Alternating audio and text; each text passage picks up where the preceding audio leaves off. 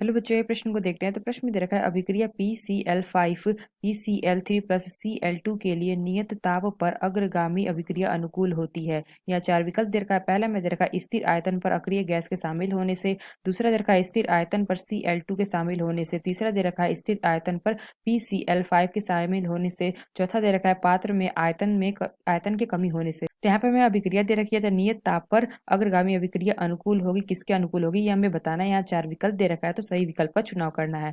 तो आइए मुख्य अवधारणा की चर्चा करते हैं। मुख्य अवधारणा, तो प्रश्न में हमें एक अभिक्रिया दे रखी है। तो अभिक्रिया हमें क्या दे रखा है PCl5 और ये हमारा क्या बना ले रहा है PCl3। तो ये हमारा क्या है उत्पाद है Cl2। तो यहाँ पे क्या दे रखा है कि अभिक्रिया में नियत ताप पर अग्रगामी अभिक्रिया अनुकूल होगी, यानी कि हमें अभिक्रिया अग्र दिशा में यानी कि अग्रगामी अभिक्रिया अनुकूल किसके होगी, कब होगी। तो यहाँ पे हमने देखा तो पहला विकल्प हमें क्या दे रखा है स्थिर आयतन पर अक्रिय गैस के शामिल होने से। तो यहाँ पे अगर हम देखें तो अक्रिय गैस या तो यहाँ पे अगर हम देखें तो तो अगर पहला विकल्प देखा स्थिर आयतन पर अक्रिय गैस के शामिल होने पे, तो स्थिर आयतन पर अक्रिय गैस का हम अगर अक्रिय गैस मिलाएंगे तो क्या होगा। तो अक्रिय गैस मिलाने पर जो हमारा साम्य पर कोई प्रभाव नहीं पड़ता है। तो यानी हमने क्या बताया कि हम अक्रिय गैस को अगर मिलाएंगे तो साम्य पर कोई प्रभाव नहीं पड़ेगा। तो अगर साम्य पर कोई प्रभाव नहीं पड़ेगा तो जो हमारी अभिक्रिया है अग्रगामी अभिक्रिया यानी कि नहीं होगी, यानी कि हमारी अग्रगामी अभिक्रिया नहीं होगी, इसलिए विकल्प हमारा गलत है। तो बी के अंदर का स्थिर आयतन पर Cl2 के शामिल होने से।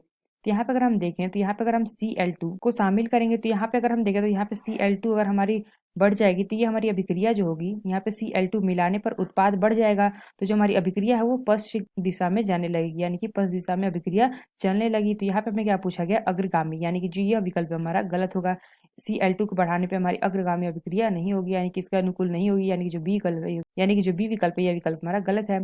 तो सी के अंदर का स्थिर आयतन पर PCl5 के शामिल होने पे। तो यहाँ पे अगर हम देखें तो PCl5 कि अगर हम सांद्रता बढ़ाते हैं तो PCl5 की सांद्रता बढ़ाएंगे तो जो हमारी अभिक्रिया होगी तो अभिक्रिया अग्रगामी अनुकूल हो जाती, यानी कि अगर हम अभिक्रिया अभिकारक अगर बढ़ाएंगे तो हमारी क्या हो जाएगी हमारी अग्रगामी अभिक्रिया के अनुकूल हो जाती है, यानी कि जो हमारा सी विकल्प है यह विकल्प हमारा सही हुआ। स्थिर आयतन पर PCl5 के शामिल होने पर जो हमारी अभिक्रिया होगी हमारी अग्रगामी अभिक्रिया के अनुकूल होती है, जो सी विकल्प है यह विकल्प हमारा सही होगा। तो डी के अंदर का पात्र के आयतन के कम होने पर, तो यहाँ पे हम क्या जानते हैं जब हमारा आयतन बढ़ता है आयतन अगर हम बढ़ाएंगे तो जो हमारी सांद्रता होगी वो हमारी क्या हो जाएगी घट जाएगी। तो साम्य में हमारा क्या होता है जो सांद्रता होती है वो हमारी क्या होती है बढ़ती है।